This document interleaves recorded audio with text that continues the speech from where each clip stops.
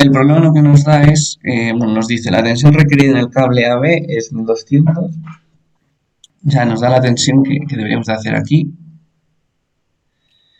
Y luego nos dice, determine la fuerza vertical P que debe aplicar al pedal. Y luego, bueno, nos preguntaba y nos dice, la reacción correspondiente en C. Bueno, este tipo de problemas al final, eh, lo que en principio debe cumplirse es que, o sea, por un lado, las fuerzas, la suma de fuerzas, sea igual a cero. Estos son, diríamos, las condiciones de estática. Que las fuerzas sean igual a cero y que el momento de fuerza sea igual a cero. Son las dos condiciones que se tienen que cumplir. Entonces, primero lo que vamos a empezar haciendo es un diagrama de fuerzas, siempre. Lo primero que tenemos es, bueno, nos dice que aquí vamos a ejercer una fuerza, una tensión de 1200, así que ese dato ya lo tenemos. Luego, tenemos que calcular P, que sabemos que se aplica en dirección vertical, hacia abajo. Y lo que nos quedaría por determinar, bueno, aparte de P sería la reacción, en el punto C. Bien, esta reacción no sabemos en qué dirección va a ir exactamente, no sabemos el ángulo, cuál sería cada una de sus proyecciones en los ejes X y Y. Entonces, bueno, habrá que calcularla. ¿Cómo empezaríamos? Pues podemos empezar por la dinámica. Aquí sí que es cierto que te he hecho un poco cutre el dibujo, pero con esto bastaría. Haríamos las proyecciones R, X y RY y con eso ya estaría. Entonces, lo dicho, esto se divide por ejes al final, entonces aquí estamos en un plano de dos dimensiones. Empezaríamos primero por el eje Y si quieres, que sea igual a 0. Esta nos daría la primera ecuación. Y en el eje Y lo único que tenemos sería RI, que va hacia arriba, como lo hemos cogido nosotros, lo puedes coger a cualquier lado, hacia cualquier dirección. Luego, si va hacia otra, pues te dará negativo, si va en dirección contraria. Bueno, eso es lo de menos. Menos P, que va hacia abajo, según el esquema, igual a 0. Esto es estática, en principio no va a haber aceleración hacia arriba, ni hacia abajo, ni nada. Es la condición. Luego, la segunda, que sería que todas las fuerzas en el eje X sean 0. Esta a lo que nos llevaría es a que vamos a primero elegir las que van de izquierda a derecha, que sería Rx, y luego tendríamos otra que sería la tensión, igual a 0. Bien, eso sería todo. Tenemos tenemos tres fuerzas en realidad, pero bueno, si descomponemos la R en eje X y eje Y, al final tendríamos pues dos en cada parte, en cada eje. Vale, y luego nos quedaría una tercera, que sería la del momento. El momento, bueno, por fórmula supongo que ya la habrás dado, pero el momento al final tiene esta expresión de aquí. Bueno, vamos a ponerlo así. Recuerda que, como en bachiller, en una biderredora vectorial, lo que te va a dar es un vector, o sea, multiplicando dos vectores en la biderredora vectorial, al final son dos vectores, pues lo que te va a salir como resultado de la multiplicación vectorial de esos dos vectores es otro vector. Y ese vector lo que va a tener es que es perpendicular a esos dos vectores que se multiplican. Entonces, ¿qué quiere decir esto? Que si yo, mis dos vectores están sobre el plano XY, el momento siempre va a estar perpendicular a ese plano, es decir, que siempre va a estar en el eje Z, hacia adentro o hacia afuera. Eso lo va a indicar el signo, pero siempre va a estar en el eje Z. Entonces, de aquí únicamente vamos a conseguir una ecuación, porque no se va a dividir en ejes, simplemente, o sea, va a estar siempre sobre el eje Z en el momento. Si ya es tridimensional, ya es otra historia, pero aquí tenemos solamente dos dimensiones. Entonces, Aquí ahora calcularemos los momentos.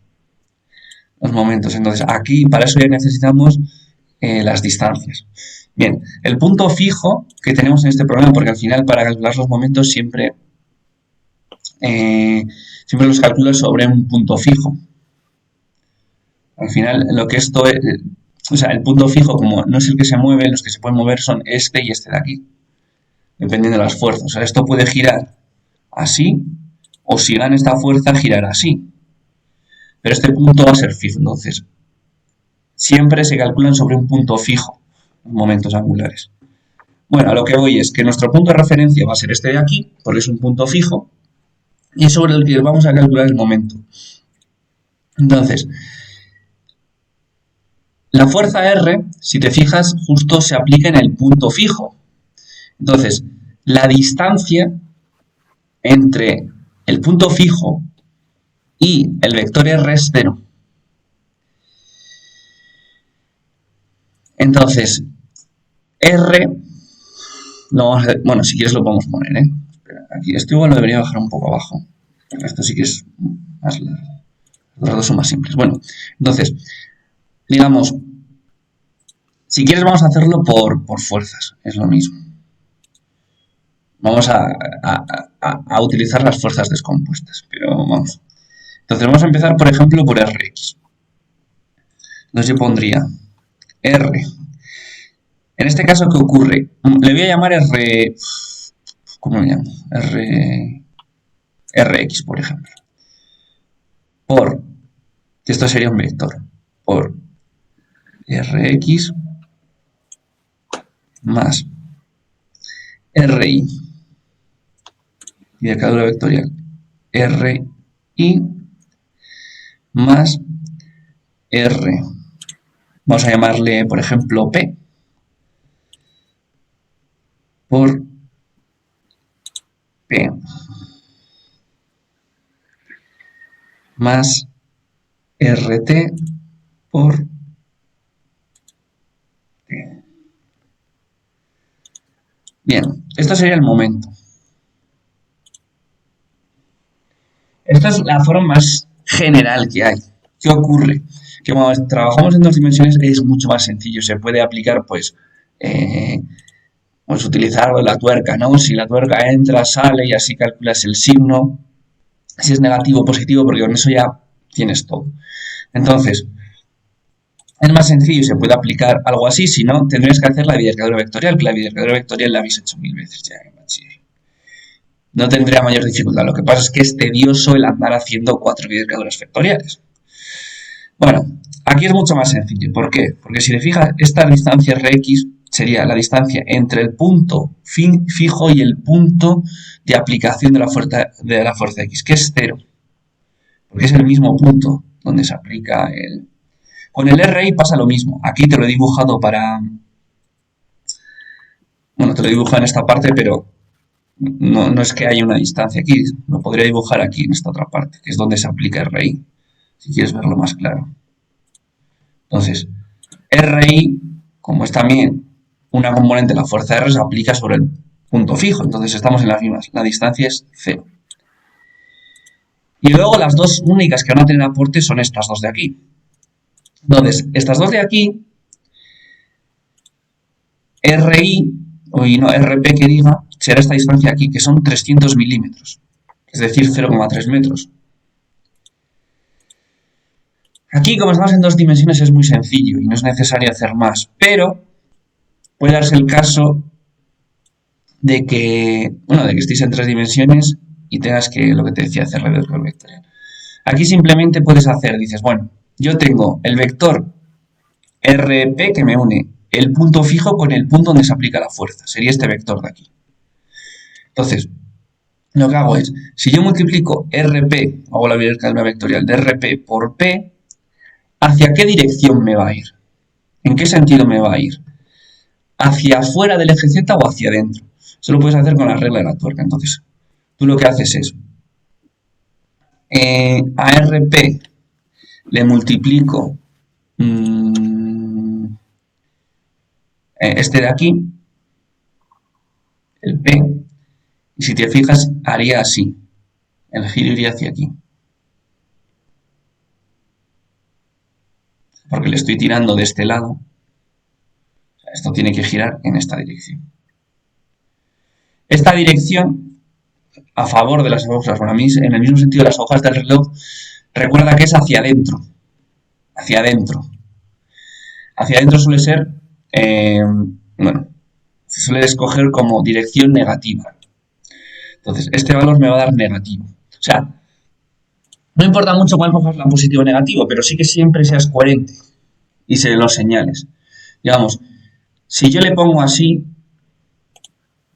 Z así, le estoy indicando que hacia afuera es positivo y hacia adentro es negativo. No hay problema en que tú lo pongas hacia adentro, la Z, y le indiques que el positivo es hacia adentro. No hay problema.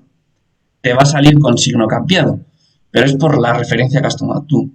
Generalmente se toma esta, por eso te digo, si va hacia afuera, tómala como positivo, si va hacia adentro, negativo. Aplicando la regla de la tuerca o... Bueno, la regla de la tuerca, no sé si va tanto, pero bueno. Esto lo has usado, ¿no? La de la tuerca... Sí. Bueno, si va hacia adentro, va hacia afuera. Esta iría, en este caso, hacia adentro. Entonces, negativo. Y luego lo único que tienes que hacer es multiplicar pues, los valores absolutos. Que sería 0,3 por P, que no sabemos cuánto es. Esto tiene que ser 0, ¿eh? Momento de... y luego más... Este, si lo tiras desde aquí, será en contra de los agujeros del reloj, es decir, hacia afuera positivo. La distancia en este caso, la fuerza se aplica aquí. La distancia que hay entre el punto fijo y donde se aplica la fuerza es esta. O sea, es, digamos, la proyección en el eje Y. Entonces, aquí nos dice que esa distancia es de 125 milímetros. Es la que vamos a tener que utilizar. Entonces, bueno, metemos 0,125 metros por 1200.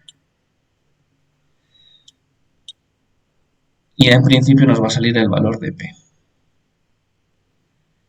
Esta sería la primera. Ya conseguimos directamente el valor de P. Luego vamos a tener que trabajar las otras. Si te fijas aquí, las incógnitas que tenemos es Rx y Ri directamente. Entonces va a ser simplemente sustituir la T, que ya la tenemos. La T la teníamos aquí, 1200. Vamos a conseguir Rx y luego al sustituir P pues vamos a tener Ri. Entonces, P sería igual a 0,125 por 1200 entre 0,3. Y esto, a ver, te lo calculo ahora.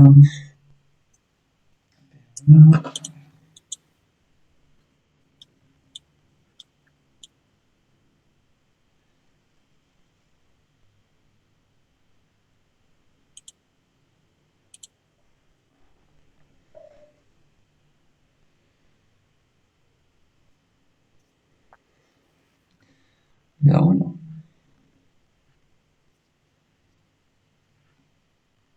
A ver.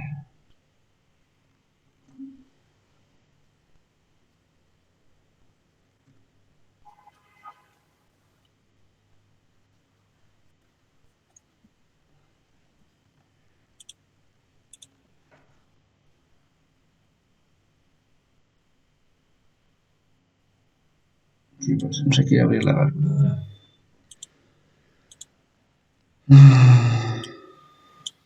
Vale. 1200 entre 0,3.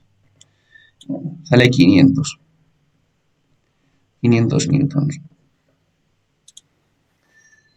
Luego te pone reacción correspondiente en C, pues bueno, aquí lo que puedes calcular ya es RI, que va a ser igual a P, es decir, 500 newtons también, y luego Rx, que sabes que es igual a 1200 newtons.